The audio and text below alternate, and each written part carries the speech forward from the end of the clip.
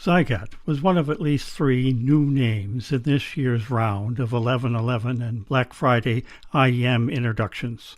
And, like the others, or at least the others I know of, Arti and Oshida, both of which may well be made in the same factory as Let's Sure, it is not really new in anything but name. I'm going to admit that I have no idea how to pronounce ZiiGaat, so I'm just going with ZiiGaat. According to the ZiiGaat website, the company has been designing and building iems for some of the established names in the IEM world for a good number of years and has lots of experience. They have just never released a product under their own brand until now. From the information on the website, they seem to have 2 goals: to offer a range of products that satisfy audiophiles and music enthusiasts, as well as pure IEM aficionados, and to demonstrate their technical ability in order to attract new manufacturing partners.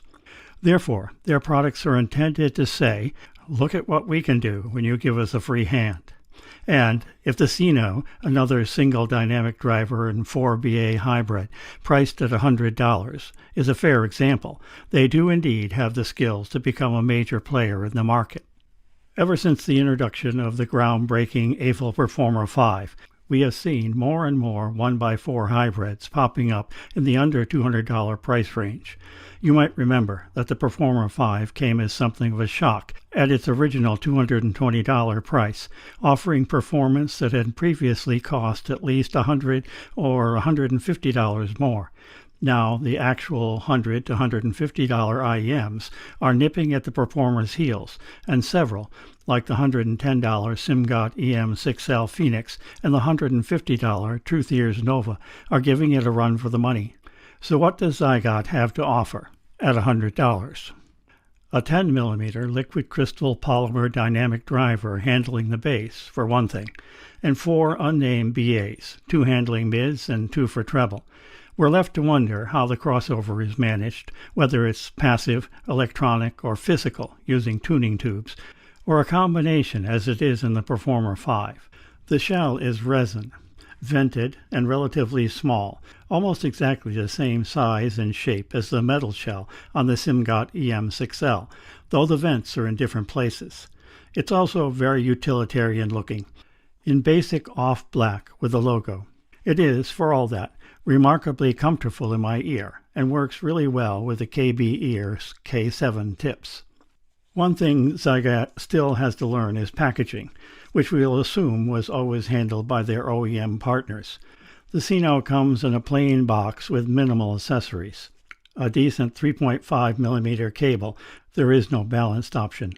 A very few silicone ear tips, and that's it. No case. No fancy box or thoughtful or thought-provoking presentation, which means, among other things, that all of your $100 is buying IEM and presumably musical performance. That can be a good thing, or it could just mean that the ZiiGaat team is not up on packaging yet. So how does it perform? The bass is quite good, reminding me most of the bass on the Kiwi Ears Quintet, which has a similar driver. It is quick, solid, punchy, and tight, and extends from a good sub-bass to a very satisfying mid-bass, without any bleed into the mid-range. To my ear, it's very well done, better than the EM6L, and certainly equal to the P5, if not, in fact, a bit tighter and more satisfying. Very nicely done, ZiiGaat. Mids are more forward than the EM6L, and relatively smooth, but still with a good amount of detail. Both voices and instruments sound pretty natural, at least on a par with other 1x4 hybrids I've heard. I might hear a touch of BA timbre, but I'm not particularly sensitive to it.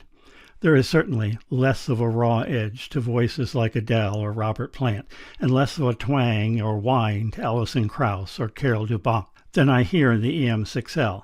Guitar and violin strings have a bit of zing, but not unnatural, and cellos snore just like they should, exactly as I like it. I think that might largely be due to the smoother, more natural upper mids and treble on the Cinno. There is no upper mid, low treble bump to spice up the sound, which is, again, exactly the way I like it. Too much spice spoils the pot, as far as I'm concerned. However, there's still enough air to give the Cinno one of the best sound stages and senses of space and placement of any hybrid IEM I've heard at $100, better than either the EM6L or the P5, equal at least to the Kiwi Ears Melody Planar. Overall, the music just sounds engaging and inviting and fun on the Cinno. The only two IEMs in my collection that consistently produce my music in a more satisfying way are the Aful Performer 8, which is just cleaner and more open-sounding when I'm in that mood, and the new Aful Magic 1, which is a shade more natural-sounding and perhaps a tiny bit more musical. Remember, we're talking about a $100 IEM here in the Cinno, so that is pretty astonishing performance at that price. I have, of course, other IEMs that do one or two specific things better than the Cinno, but for an all-around, satisfying musical experience at an affordable price, you cannot, according to my ears, go wrong with the ZiiGaat Cinno. To hear the natural tone, full range, and spatial presentation of the Cinno, try Timothy Crane's 2023 album, Under the Sun, especially Opening Out, Dreams Come. And for delicate vocals and acoustic instruments, try the new album by Furrow Collective, especially The Wild Wild Berry. I know ZiiGaat is about to introduce two new hybrids, both dual dynamic. They are claiming once more an isobaric configuration, coupled with 3 BAs, and the two models appear to differ only in the tuning.